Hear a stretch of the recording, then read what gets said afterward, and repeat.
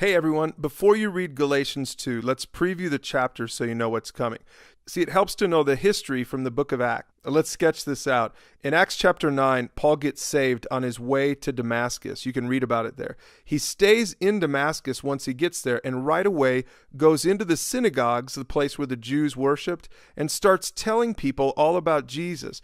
Now, if you don't know about Paul, he used to be persecuting the church of Jesus, telling them that Jesus really isn't for real, and then he becomes a Christian, and now he's telling them that Jesus is for real. I mean, it was a major turnaround. Anyway, he spends a few years in the desert just east of Damascus, and then finally comes back and visits Jerusalem. And the believers there were naturally suspicious of him because of his history, but he stays there for a little while before heading back to his hometown of Tarsus. And here's what we learn then in the book of Acts. God revealed the same good news to both Peter and Paul. You know what we looked at last time? See, in Acts chapter 10, Peter has this important vision. You know, Paul is up there in Tarsus, and we forget about him for a couple of chapters, and we pick up the story of Peter. And here's the story. A large sheet came from heaven filled with food that Jews weren't allowed to eat, and a voice told Peter to eat it. And Peter said, "No way, it's not clean." But the voice spoke up again and said, "Don't call anything impure that God has made clean."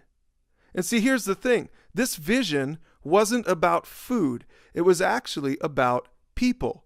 God was teaching Peter the same lesson that Paul had already learned. See, the big debate was about the Gentiles.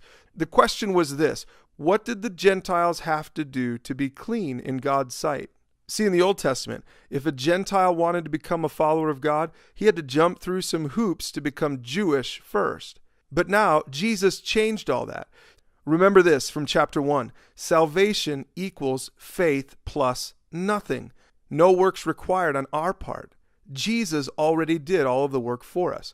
No hoops to jump through.